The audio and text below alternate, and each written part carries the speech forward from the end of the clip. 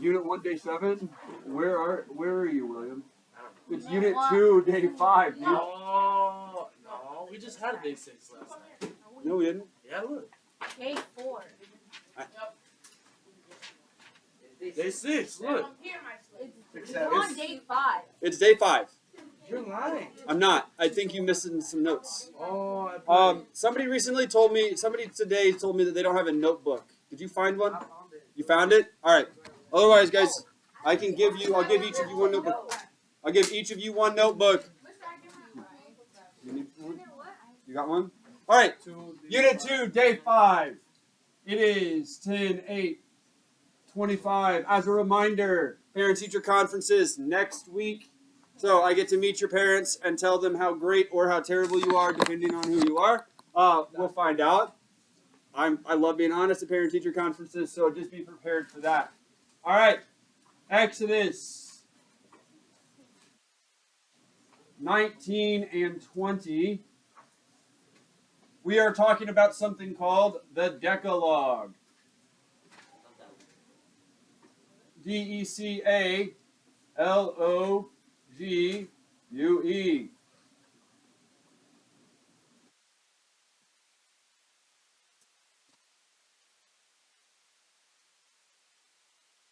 All right. The 10 words, aka the 10 Commandments. The 10 Commandments. All right, this is the 10 Commandments. I'm going to pretty interchangeably call it either the Decalogue or the 10 Commandments. That's just to give you guys that heads up.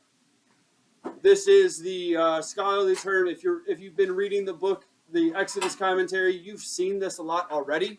They just call it the Decalogue, right? I don't think they even explain what it is. I think they just say, in the Decalogue.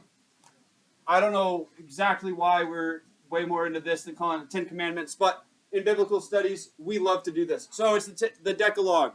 Now, I'm going to teach you one other term that I've taught you a little bit, and I'm going to give you some interchangeable words here as well. The Torah.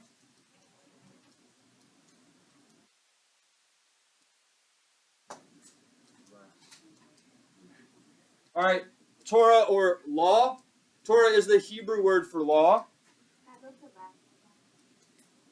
Yeah. Yeah, that's fine. Just sign up. First 5 books of Bible. First 5 books of Bible. So these are what we're examining quickly today. Is the law. That's all right. If you want to know, it's Genesis, Exodus, Leviticus, Numbers, and Deuteronomy. Genesis, Exodus, Leviticus, Numbers, and Deuteronomy. Another word for Pentateuch, or for the first 5 books, since I'm just spitting off vocabulary. What? Yeah, that's fine. All right. You will also hear throughout your life, and even throughout this course, that this is referred to as the Pentateuch, which I just totally botched in my spelling. Pentateuch. I think that's right. The Pentateuch is the other word for this. All right, it's the first 5 books of the Bible. I prefer the term Torah, but you will hear Pentateuch as well. So these are going to be used interchangeably going forward, whether it's if I say the Torah or the Pentateuch, or if I say Decalogue or 10 Commandments. This is your vocabulary lesson so that you know what I'm saying when I keep talking about these things. All right, I'm just going to erase these straight away. Isn't it like the The what? Yes. Nevi'im is, it's the Torah, Nevi'im, Ketuvim. So Torah is the first 5. That's what we are in our Torah unit still. So we're in part 2 of the Torah section. So the Torah, all of Torah can be condensed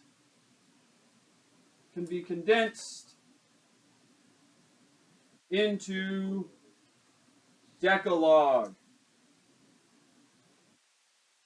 All of the Torah, all of the law, right? Not the first 5 books, but the law itself. can be condensed into the Decalogue. Meaning that though there are 613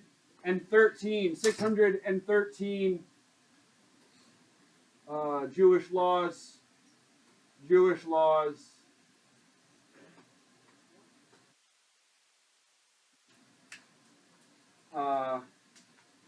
can be phrased in 10 commandments. Phrased in 10 commandments.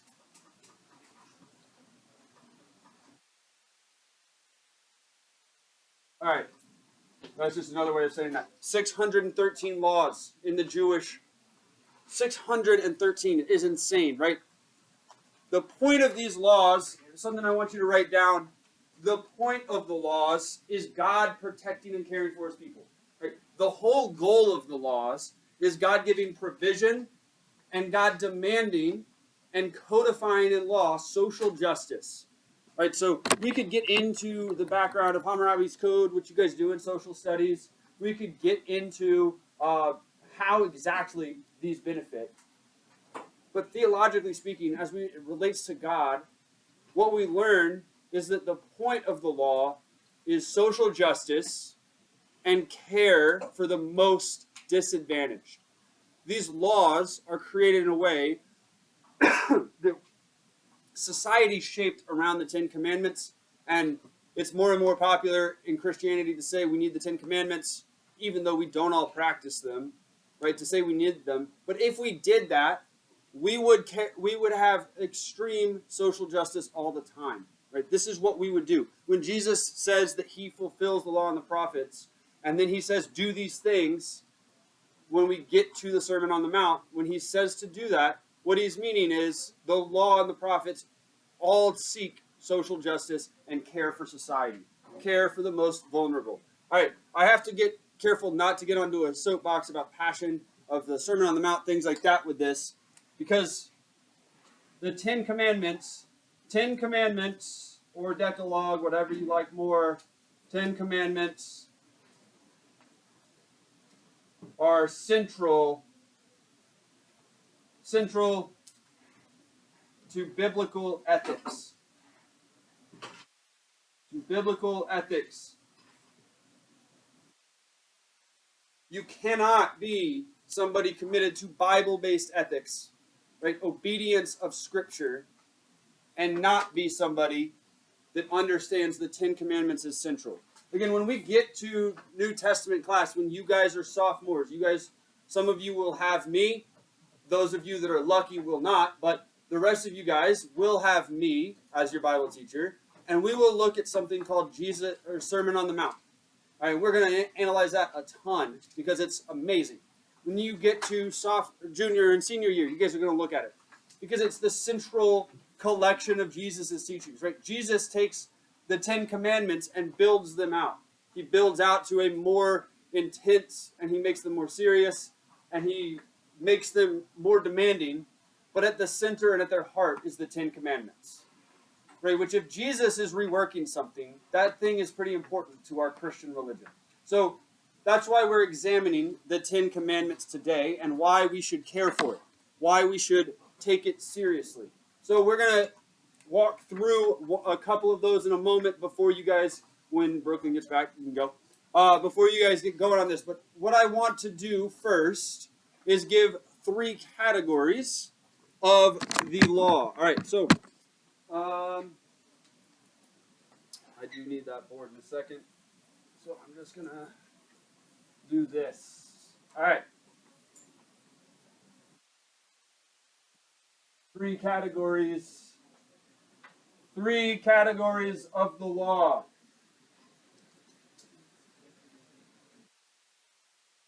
Categories of the law. All the 10 Commandments can fit into these. Today, you guys you'll need this information to put it in your document and then color code some Jewish laws based on which one they fit into. So be prepared for that. And you'll have to match those Jewish laws to their 10 Commandments. So, our first one is God and humanity. Humanity.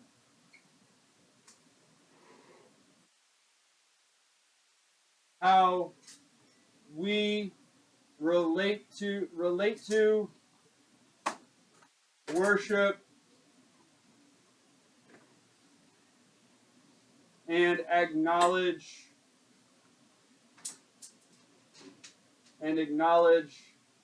God. How we relate to worship and acknowledge God. So if you see a law, a hint for understanding that it fits into God and humanity, if it says worship God, do this, or because of who God is, something like that, right? If it's about the person or being that is receiving the action, it's going to be is God. It's how we relate to God, right? The point is the honoring of God. Our next one is humanity. I'm just trying to use this instead of saying man or woman. Humanity, or let's just say human community. Human community.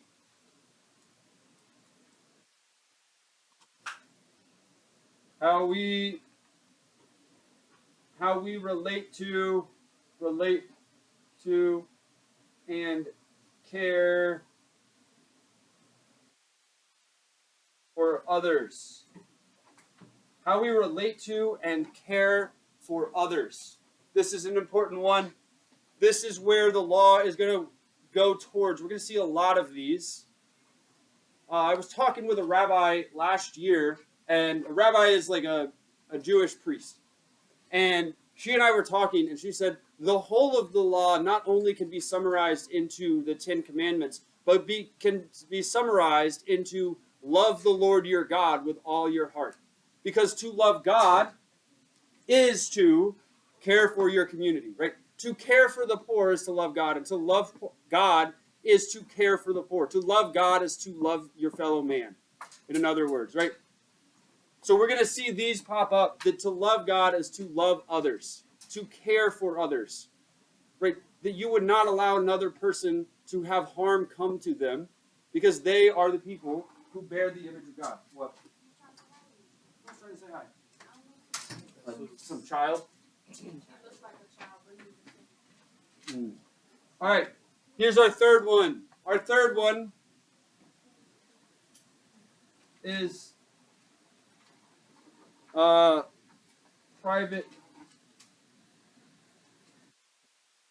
Let's see. Private thoughts is what we're going to say. Private thoughts.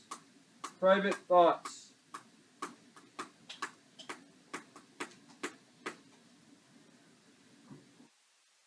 We are in quietness of ourselves, is how I like to say this. In the quietness of ourselves. Who we are in the quietness of ourselves. When you are alone, what are the things you value? When you are alone, what do you, when she gets back, or when he gets back, sorry, Benny. What? Private thoughts. Who we are in the quietness of ourselves, right? Do you think only about yourself and how to serve yourself? Or how highly do you think? Right? Do you respect yourself? Anything like this. This is when you are in private, do you still have integrity? When no one is going to know what you are doing or thinking, are you still lusting after and coveting another? Or are you not? Right? God cares about who we are, each individual part. All right, that's all that I'm going to do here. What I'm going to do, though, now is walk us through today's assignment, and I'm going to try to be as simplistic as I can. All right, what I want you to do, open to Exodus chapter 20. Exodus chapter 20. You guys are really good at interrupting me. So what I'm going to need to do is some participatory interruption today. Yeah. You'll know when to. What I'm going to do, Exodus chapter 20. I'm going to start at verse 1. Every time I get to one of the 10 commandments, I need someone to go, whoa, stop, 10 commandment. There's a commandment, and then we're just going to summarize what it is. Camila's going to go when Minnie gets back, and then you can go. I'm getting ready. All right. So we're starting at chapter 20. Then God gave the people all these instructions. I am the Lord your God who rescued you from the land of Egypt, the place of your slavery. Stop. That's not a, what command is there? You must not have any other gods. I hadn't read that yet. Same thing. All right. All right, no other gods. No gods before God. Fair, that's fine. No gods before. We will be doing this on our Chromebook. You can take notes right now if you want. If you just write this stuff down, it's going to help you with your work in just a moment. So, Wait, is this in Schoology? it will be on Schoology. Yes, this document is on Schoology. All right. You must not make for yourself an idol. So, you must not. All right, we'll go back to 3. You must not have any other God but me. We got there, right? And then you must not make for yourself an idol. Stop. All right. No idols. No idols. All right. No idols is our second one. I'm going to keep reading from there. Or an image of anything in the heavens or on the earth or in the sea. I'll unlock it in a second. You must not bow down to them or worship them, for I, the Lord your God, am a jealous God who will not tolerate your affection for any other gods. I lay the sins of the parents upon their children. The entire family is affected, even children in the 3rd and 4th generations of those who reject me. But I lavish unfailing love for 1,000 generations on those who love me and obey my commands. You must not misuse the name of the Lord your God. What is this one? You shall not use God's name in vain. Don't use God's name in vain. I'm going to stop here, and we're going to work on this one. God's name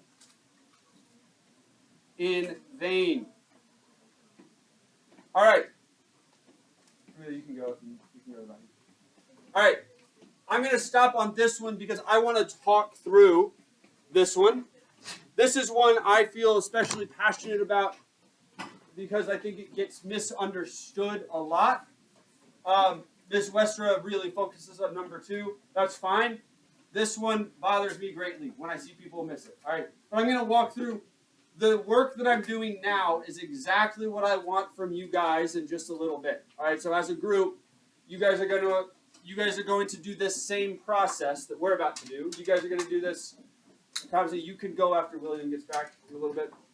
All right, so what would you say, what would it look like in your personal life to keep this commandment? Now, before we get this, we have to know what does it even mean to have this commandment. Don't use God's name in vain. Now, all right, I was taught, when I was your guys' age, it was just saying, oh my God, or it was just maybe saying Yahweh. Now, I think those are disrespectful to God. But those are not what is meant when it says don't. So I hope that you guys can still, sorry, I don't know why I'm stuttering. Keep taking notes, please. All right. Don't use God's name in vain is not simply saying, oh my God. It is using it for personal benefit, claiming God's name, while you in fact sin against God and do wickedness, right? Claiming God's name when you act in wickedness. So, what would it look like in your personal life to keep this commandment? Stay consistent. Stay consistent in action. Consistent in action to care for others. Care for others. It would look like this to keep this, because I would, in my personal life, hold on to caring for them. Yeah. Yes. Why did you prop my phone? Because it was open, so any computer that I saw open earlier, I unblocked. So it was on. Now it should be. Can you open your Chromebook again? All right. That's all I needed. All right. Now, what would it look like for a church to uphold this law? They would not. They would spend their money on poor people, right? That's a simple one. my church is starting to slowly fall apart because my pastor just quit because she's upset that they won't spend more money to care for poor people. So she said, I quit. So she quit, right? Which means my wife and I are going to leave our church and find a new one, and quite a few other people are leaving as well. So, right, one of the ways that we avoid using God's name in vain is that when we say we're God's people, we follow all his commands, right? All right, one example, and you should go to the news, find some news, link something. Don't just give a random thought, but link something. All right, can anybody think of a person, individual, church, or nation breaking this commandment and be able to identify this? What? China. Russia? Are they claiming to be Christian? Yeah. The Israel, no. Well, they're You can. The Israelites. Like the current nation of Israel? All right, you're gonna have to engage on this with me. Pakistan. All right, Israel. They're claiming to be God's people, is what you're saying, right?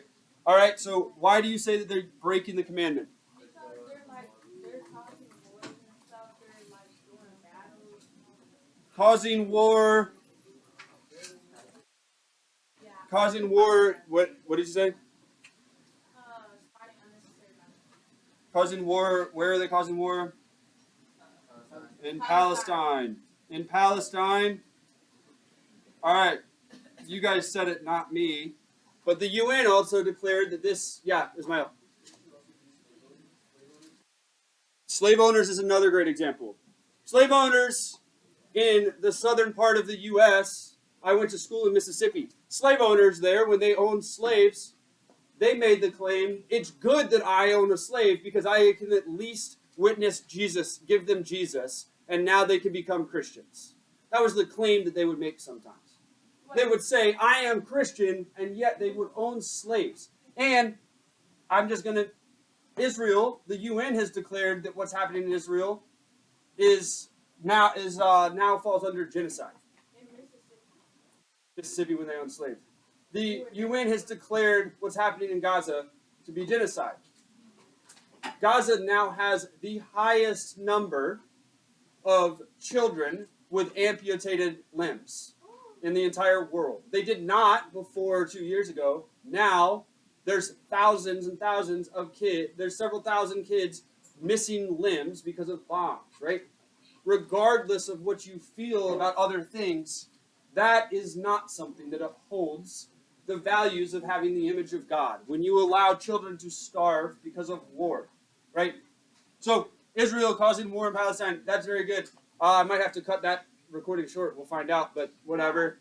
The truth is, that is something that you guys just identified as possibly breaking this. Now, the next thing, so that's parts 1, 2, 3 of each column, of each commandment. The last one, well, the last two parts, is you're going to take, if you guys were to scroll down, and those of you that have it open, you can scroll down, and you'll be able to see, let me find this document here. I'm just going to pull the whole document across. All right, you're going to take this document here, and when you get here, you're going to find these passages. Now, Exodus 23:2. Someone open to that for me. 23 and 2? Yeah. Just 23 or 20 and 22?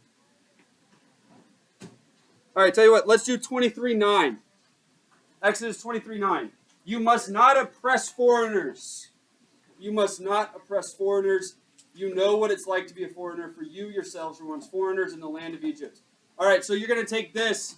I'm going to pretend that it were to connect to our third commandment, and I would just write down, I don't need to write the verse, you just write down which section it comes from, right? So if Leviticus 18:20 connects to the third commandment, you'll just write exactly like this. You can just copy and paste that. All right, does that make sense?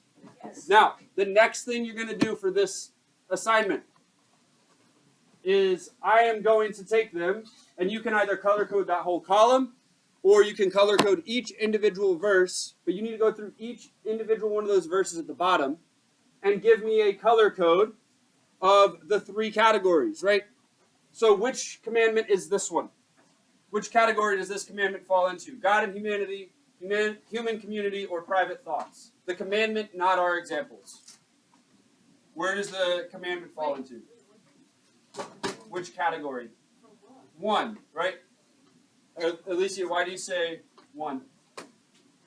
Why do you say 1? Because it's about how we relate to God and treat God's name, right? How we respect God through our actions. Yeah. So, what color? Let's say that it's blue. I am going to then, if I decide that blue means humanity, God and humanity, you can just highlight that whole thing. How does it do this? Just highlight the entire thing, or highlight every individual verse at the bottom that is each of those categories, and then put the key in there for me so I know which one is which.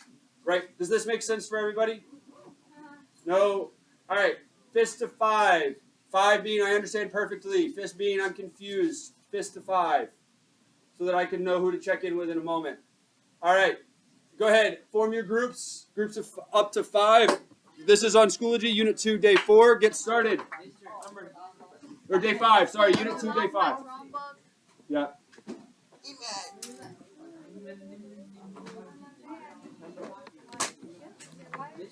Yeah.